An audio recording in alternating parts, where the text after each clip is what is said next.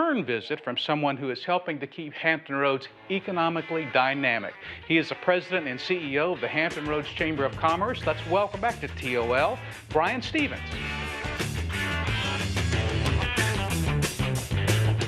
Hey, Bryan. Good to see you. Really good to see you. It's great. And, you know, $42 billion in retail sales. We want our share of that, don't we? We sure do. Yeah. That's good for our economy here in Hampton Roads. Now, you've been here, you've been president and CEO of the Chamber for, my memory's terrible, a couple of years, right? No, not quite 2 years. About 18, 19 months now. Okay. And, yeah, you having fun? And I was going to say, Mark, I'm having a fabulous time.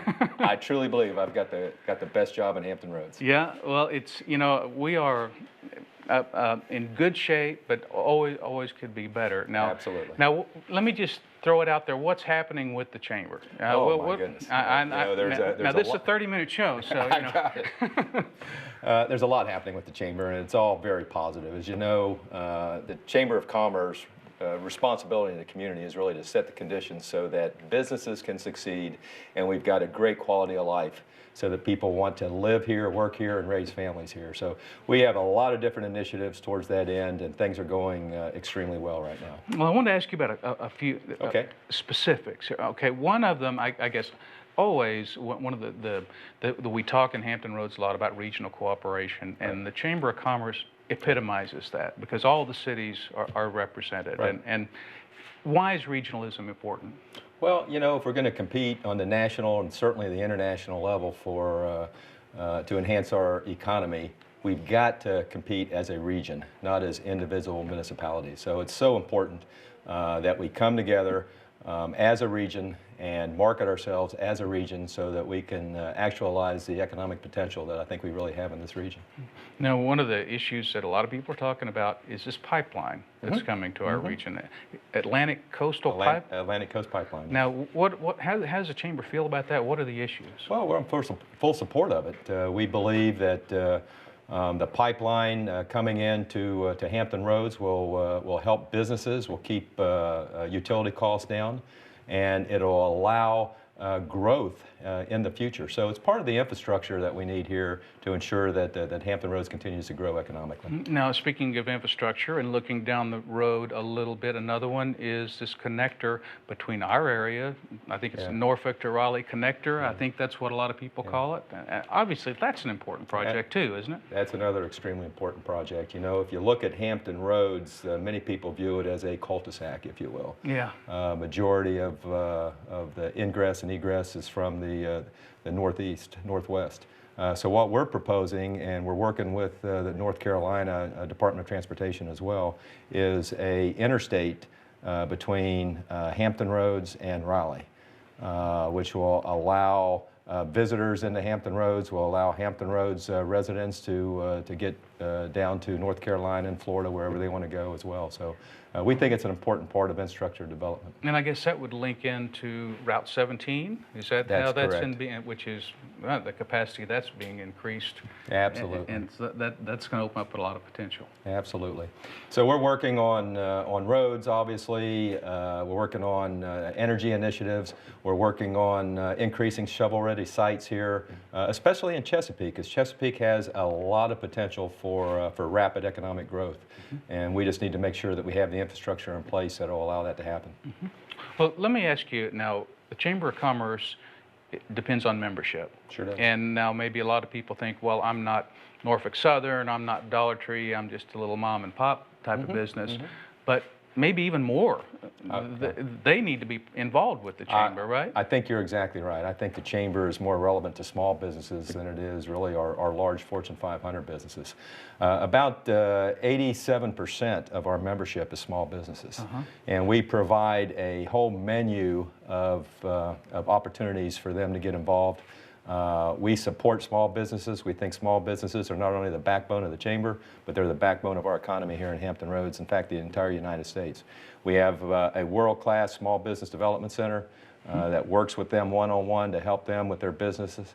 We want small businesses to succeed. We want small businesses to grow and create jobs. In addition to that, we encourage and have several programs for entrepreneurs that want to start businesses. Yeah, yeah. So we're working with the various organizations throughout the Hampton Roads to ensure that that entrepreneurism is a course of action for those that want to develop their own business. Well, and networking for any business is so important, and I know the Chamber provides a lot of opportunities. In fact, I think there's one coming up in Chesapeake called Chamber Connect, right? That's correct. Now, why should someone come to that? Well, you know, I ran a business before I took over the Chamber, and one of the things I used to tell the folks in this manufacturing business was that relationships equal revenue. And if you want to be successful in a business, you've got to get out there, you've got to meet people, you've got to develop relationships with them. And that's what business is ultimately all about. So what we do is we provide forums so that small businesses can come and they can network, they can build that social capital that's so important for them to continue to grow their business. Has the business community changed? And I know that's a really big question, but the job market has changed. The people, younger people coming out of college are not the same as they were. We sometimes call them millennials. And how does the Chamber approach maybe those changes, millennials versus others? Well, we at the Chamber realize that business has changed, and one of the things we're concerned about is talent leaving the area.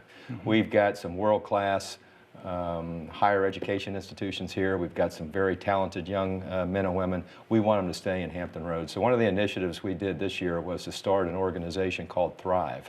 Thrive is a young professional organization in which these millennials can get together and they can network, as we were just talking. They can learn about each other's professions. These are the men and women that are going to be leading these companies in Hampton Roads in the future. They're the ones that's going to be serving on boards.